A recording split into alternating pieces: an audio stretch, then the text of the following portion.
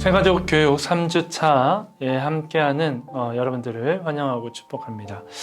이번 주는 삶과 어떻게 하면 신앙생활을 잘 할 수 있는가에 대해서 함께 말씀을 나누도록 하겠습니다.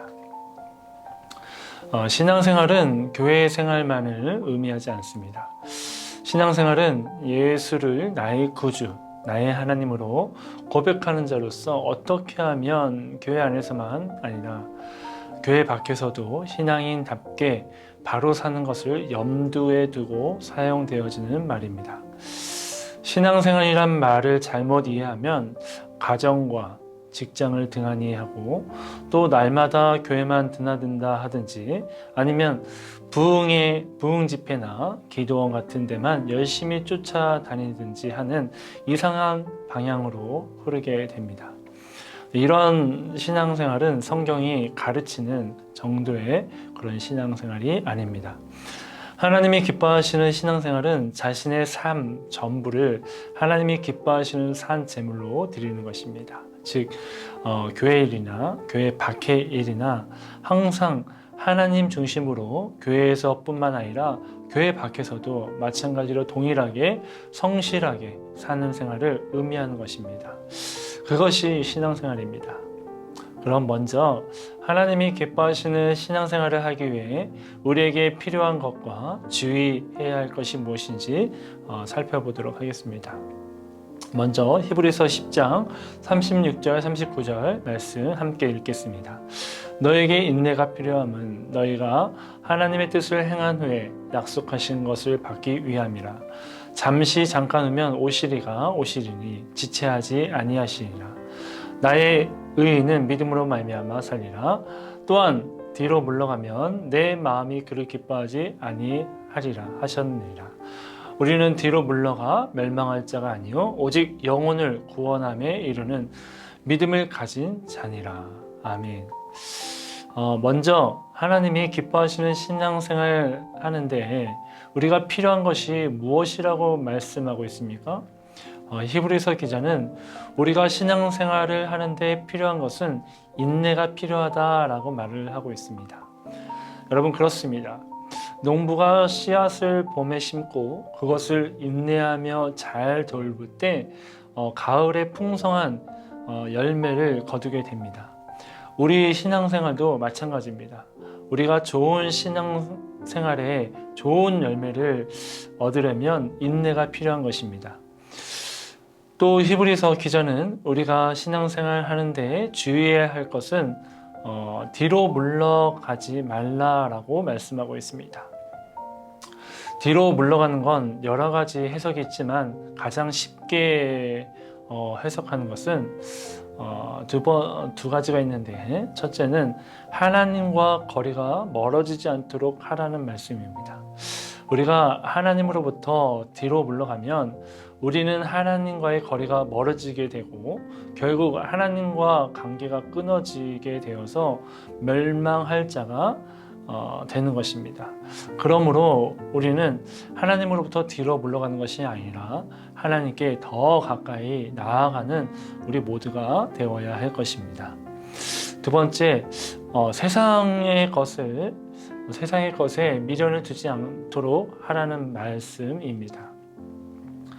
성경의 소돔과 고모라가 멸망한 때에 노새처는 뒤를 돌아봄으로써 소금 기둥이 되었습니다. 즉 노새처는 세상 것에 미련을 두었기에 소돔과 고모라가 있는 곳을 뒤돌아보았습니다. 그래서 소금 기둥이 되었죠. 그러므로 섬기는 새가족 여러분, 세상 것에 미련을 두지 마시고 유일한 구원자 예수 그리스도를 믿어서 하나님의 자녀가 되었다면 이제는 고통도 없고 아픔도 없고 슬픔도 없고 더 이상 질병도 없는 하나님의 나라, 그 천국을 소망하며 살아가시기를 주님의 이름으로 축복합니다. 그리고 두 번째, 우리가 신앙생활하는 데 있어서 방해하는 몇 가지가 있다라는 것입니다. 그 첫 번째가 먼저 신앙생활을 방해하는 첫 번째는 돈입니다. 디모데전서 6장 10절 말씀입니다. 돈을 사랑함이 일만 악의 뿌리가 되나니 이것을 탐내는 자들은 미혹을 받아 믿음에서 떠나 많은 근심으로써 자기를 찔렀도다.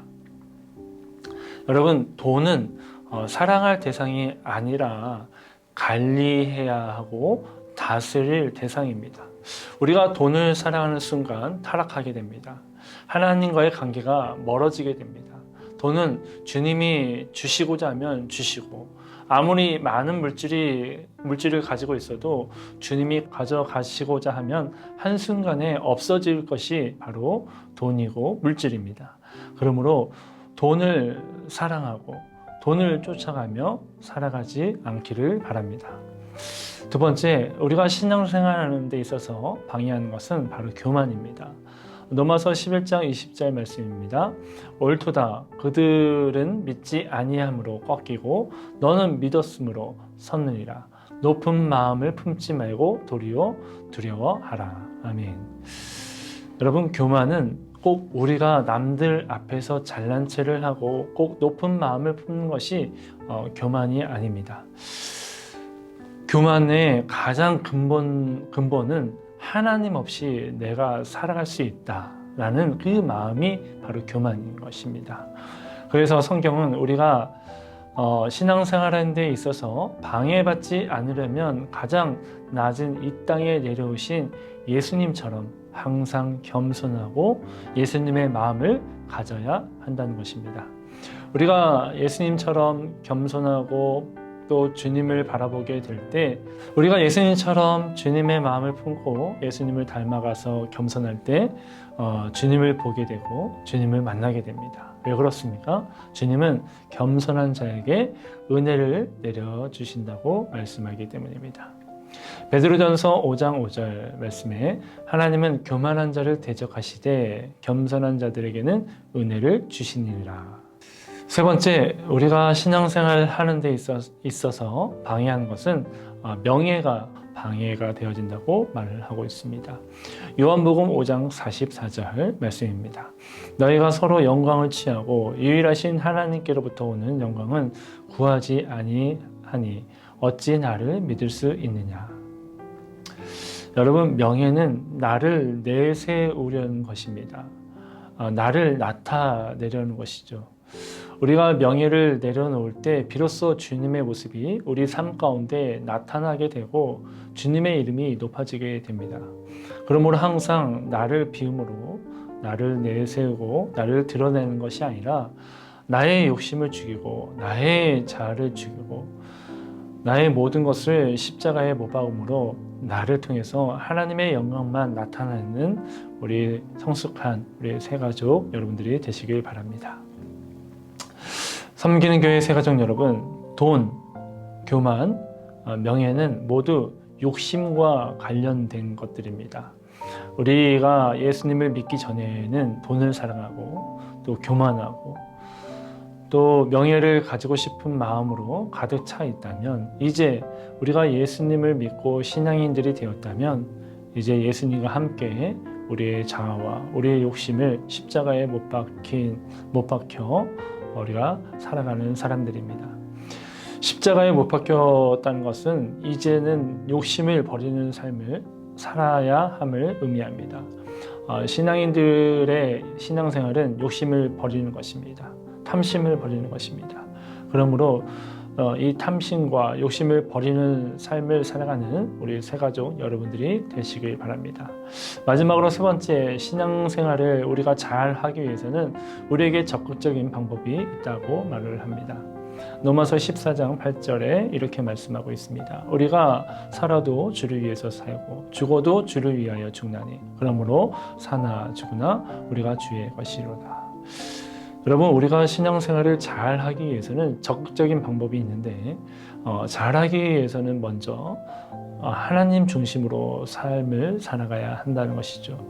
예수님을 믿기 전까지는 내 중심으로 내 위주로 살아왔다면 또 내 영역을 위주로 살아왔다면 이제는 나를 십자가에 못 박힌 하나님 중심으로 살아가야 합니다.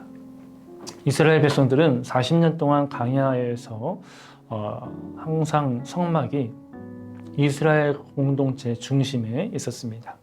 즉 성막 중심, 하나님 중심으로 살아간 이스라엘 백성들은 젖과 꿀이 흐르는 가나안 땅으로 하나님께서 이스라엘 백성들을 인도해 주셨습니다.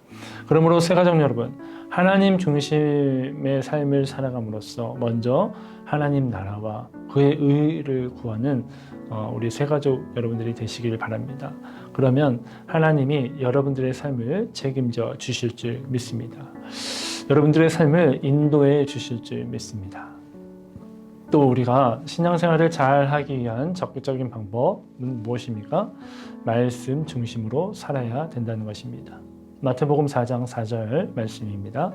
예수께서 대답하여 이르시되 기록되었으되 사람이 떡으로만 살 것이 아니요 하나님의 입으로 나오는 모든 말씀으로 살 것이라 하였느니라 하시니. 여러분, 말씀은 우리 삶에 능력과 힘을 줍니다. 예수님도 광야에서 시험을 받을 때 하나님 말씀으로 그 사단의 시험을 물리쳤고 그 시험 가운데 승리했습니다.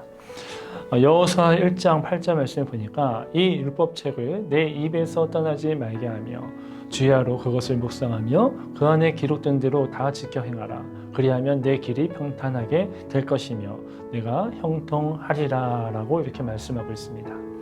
우리가 이처럼 말씀을 사모하고 우리가 말씀 가운데 거하게 되면 능력의 삶, 형통한 삶, 평탄한 삶을 살아가게 되는 것입니다. 또 우리가 여러분 신앙생활을 잘 하기 위한 적극적인 방법은 무엇입니까? 기도를 해야 된다는 것이죠. 여러분, 기도하시는 여러분들이 되시길 바랍니다. 우리 신앙인들의 신앙생활을 하는 우리에게는 기도는 호흡과 같습니다.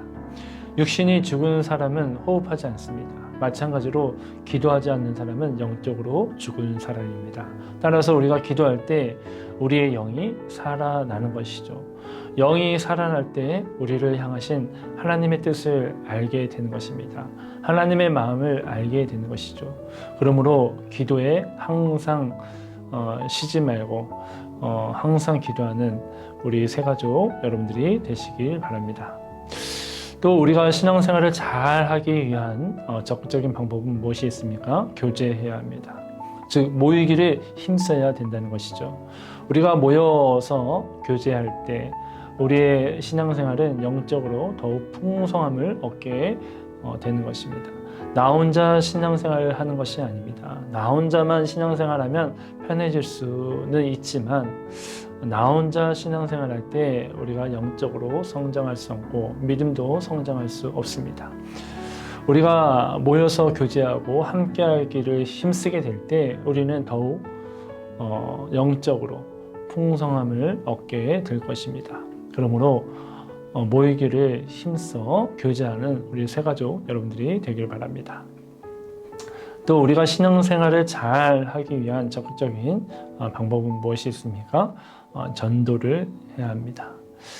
부활 승천하신 우리 예수님께서 우리에게 마지막으로 명령하셨습니다. 마가복음 16장 15절 말씀을 보니까 너희는 온 천하에 다니며 만민에게 복음을 전파하라. 아멘. 여러분, 전도는 주님이 우리에게 명령한 지상 명령입니다. 많은 사람들을 옳은 대로 돌아가게 하는 자는 다니엘서 말씀을 보니까 별과 같이 빛나게 된다라고 또 말씀하고 있습니다. 그러므로 여러분, 전도에 힘쓰므로 하늘의 별과 같이 빛나는 분들이 되시기를 부탁드립니다.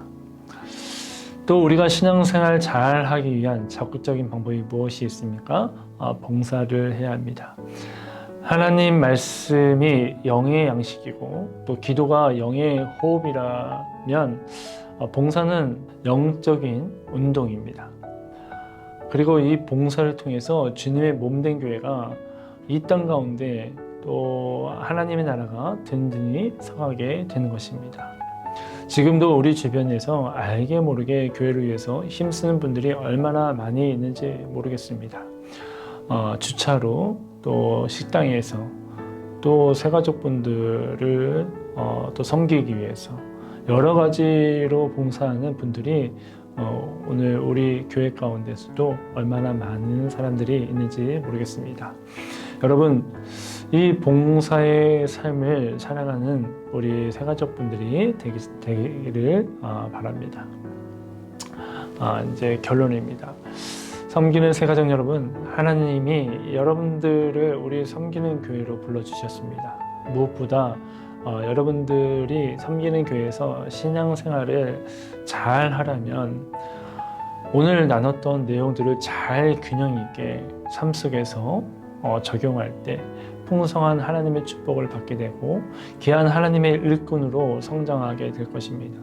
그러므로 섬기는 교회에서 신앙생활을 잘 해나감으로써 하나님께 영광 돌리는 분들이 다 되시고 하나님의 축복을 받으시는 분들이 되기를 주님의 이름으로 축복합니다. 기도하겠습니다. 하나님 감사합니다. 하나님이 이 자리를 허락하신 줄 믿습니다. 이 영상을 들으시는 모든 새가족분들에게 하나님의 한량없는 은혜가 넘쳐나게 하시며 이제 신앙생활을 시작할 때 정말 우리 삶 속에서 모든 신앙생활에 유익한 것들을 잘 적용하여서 신앙생활을 재미있게 즐겁게 또 신나게 할 수 있도록 도와주시고 또 신앙생활을 잘 하였을 때 주님께서 잘하였도다 착하고 충성된 종아라는 그런 칭찬받는 우리 모든 새가족분들이 되게 하여 주시옵소서. 감사드리며 예수님의 이름으로 기도합니다. 아멘.